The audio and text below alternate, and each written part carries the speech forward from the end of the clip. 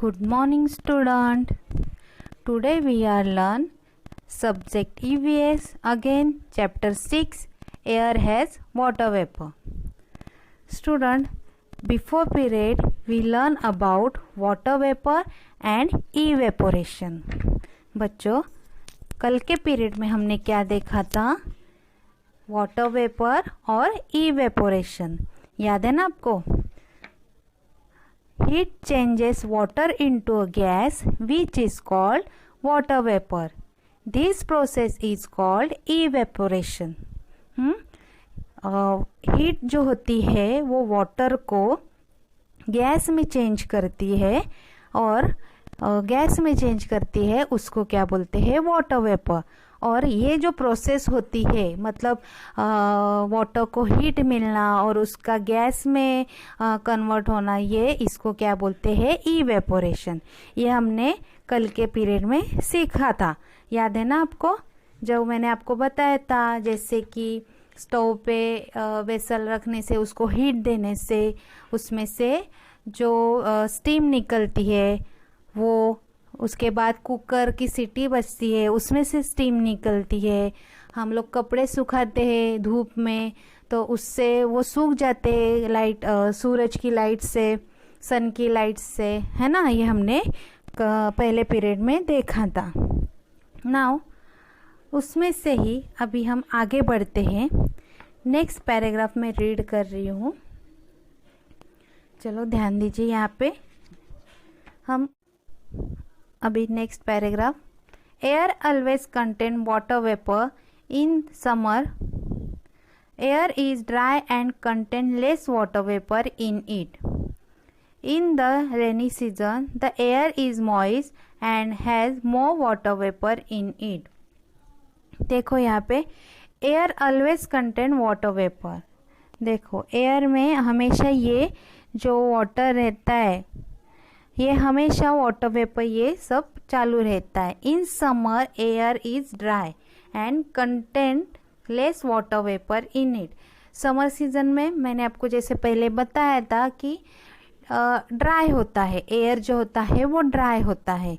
तो तब उसमें एयर में वाटर का जो कंटेंट होता है वो लेस होता है और एयर में हमेशा वाटर का कंटेंट रहता है. पर समर सीजन में एयर कैसी होती है? ड्राई होती है. तो इसके वजह से उसमें जो एयर में वाटर का जो कंटेंट होता है वो लेस होता है, कम होता है. और in the rainy season the air is moist and has more water vapour in it. अभी रेनी सीजन में क्या होता है? रेनी सीजन में पानी पानी रहता है तो एयर में बहुत सारा मॉइस्ट रहता है, तो उसमें मॉइस्ट बहुत सारा रहता है और more water vapour in it. तो ज़्यादा पानी भरा हुआ होता है एयर में. आया आपको ध्यान में? अभी हमने सब जो वाटर वेपर, इवेपोरेशन, इसके बारे में सीखा. अभी नेक्स्ट है वाटर वेपर इवेपोरेशन में क्या होता है कि पानी को हीट मिलने की वजह से उसका चेंज गैस में होता है, मीन स्टीम में होता है और वो क्या हो जाता है? एयर में मिक्स हो जाता है. तो ये हो गया इवेपोरेशन. तो अभी हम आज के इस पीरियड में अभी क्या सीखेंगे? कंडेंसेशन. क्या सीखेंगे? कंडेंसेशन. तो ये क्या है कंडेंसेशन? ये अभी इवेपोरेशन का उल्टा प्रोसेस है. क्या है? इवेपोरेशन का उल्टा प्रोसेस है. इवेपोरेशन का उल्टा प्रोसेस क्या है? कंडेंसेशन. तो अभी वो क्या है वो देखो. अभी आप, मैं यहाँ पे फर्स्ट रीड कर रही हूँ. We have learn that when we heat water it change into water vapour and mix with the air. Now we will see how the water vapour in air changes into water again by cooling the air. देखो अभी यहाँ पे क्या बताया है. हमने क्या सीखा? जब हम वाटर को हीट देते हैं, पानी को गर्म करते हैं, तो it change into water vapour. तो क्या होता है? उसका चेंज वाटर वेपर में होता है, यानी कि उसकी स्टीम बन के मिक्स विद द एयर, हवा में मिक्स हो जाती है. ये हमने सीखा. आया आपके ध्यान में? अभी हमें क्या अभी क्या सीखना है, कंडेंसेशन।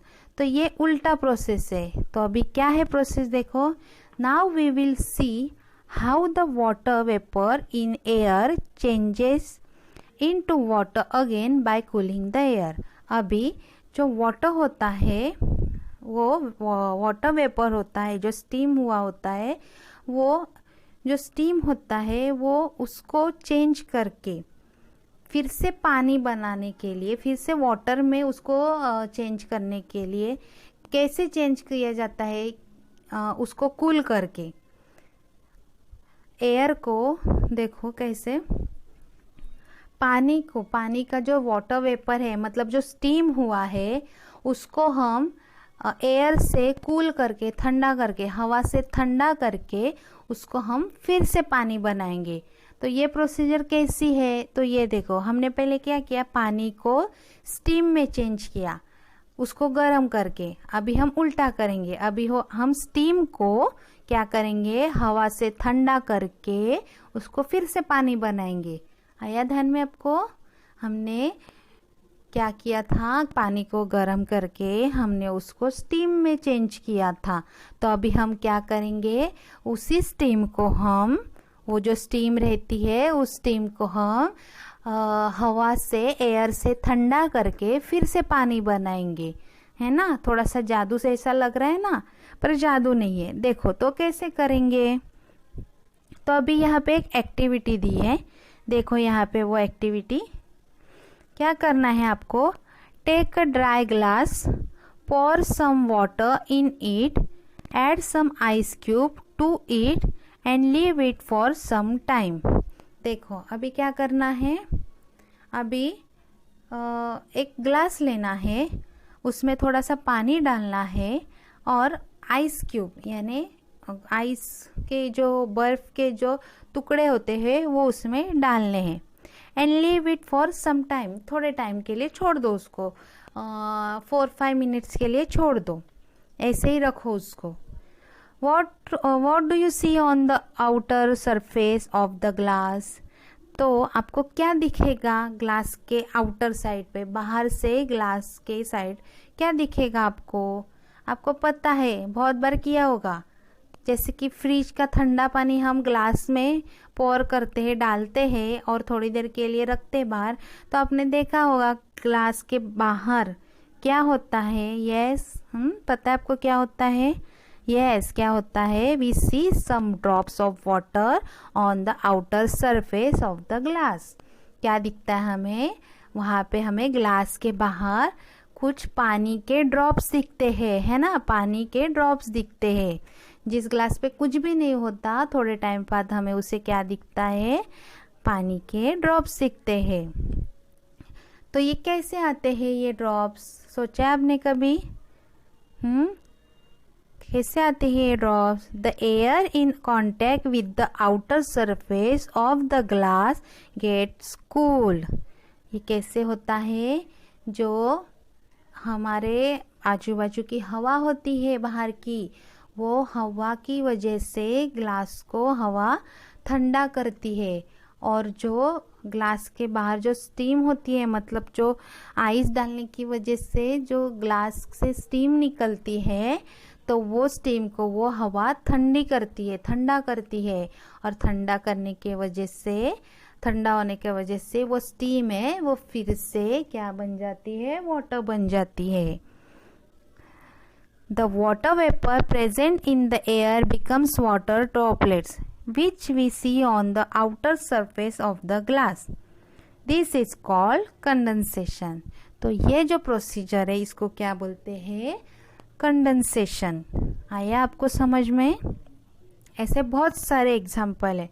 देखो जैसे मम्मी गरम गरम दूध या चाय देती है, अगर आप उसके ऊपर थोड़ी देर के लिए, वो गरम गरम रहता है तो उसके ऊपर से देखो स्टीम निकलती है ना, दिखता है ना धुआं। तो क्या करोगे आप, एक प्लेट ले लो और थोड़ी देर के लिए उसके ऊपर रख दो, वो चाय के ऊपर या फिर दूध के ऊपर, गरम चाहिए। और फिर क्या हो जाता है, थोड़ी देर बाद वो प्लेट निकालो, हमें क्या दिखता है, उसके प्लेट के अंदर की साइड में क्या दिखता है, हमें वाटर के ड्रॉपलेट्स दिखते हैं, है ना, पानी के जो थोड़े थोड़े बूंद दिखते हैं। तो वो क्या होता है, वो जो स्टीम होती है उसको हवा जो होता है, हवा वो ठंडा करती है, और हवा ठंडा करने की वजह से वो स्टीम जो होती है वो फिर से वाटर में चेंज हो जाती है।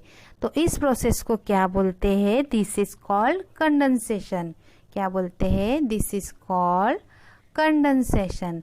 When we cool the air, the water vapour in it turns into water, this is called condensation। आया आपको ध्यान में?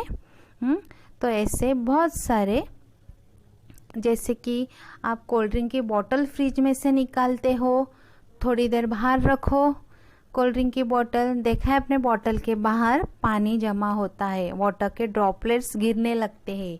तो वो क्या होता है, जो बोतल के बाहर की साइड में वो जो स्टीम होती है उसको, एयर जो होती है वो वाटर वेपर को ठंडा करती है, कूल करती है। तो इसकी वजह से उसका क्या होता है, कंडेंसेशन होता है। आया समझ में आपको?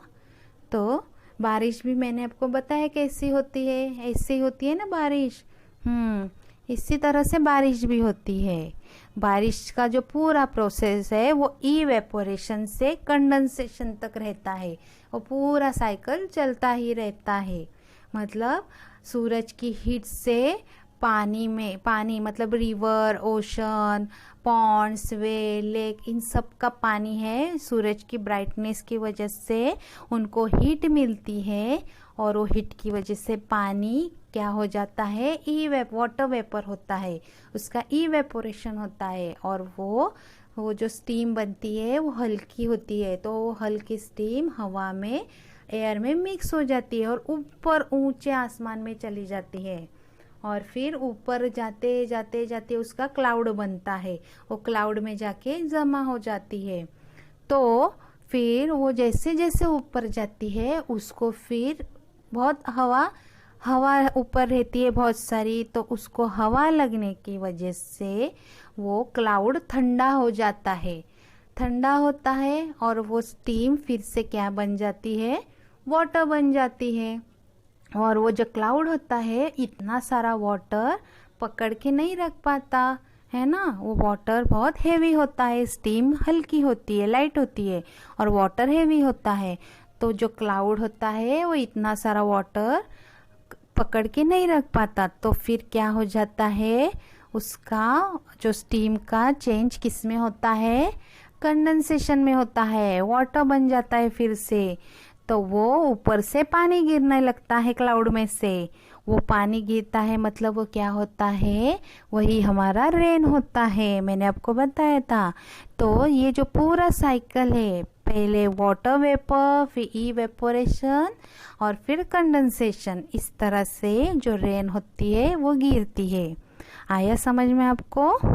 तो यहाँ पे हमारा ये जो लेसन ये कंप्लीट हुआ। हमारा जो लेसन है एयर हैज़ वाटर वेपर, यहाँ पे हमारा लेसन कंप्लीट हुआ।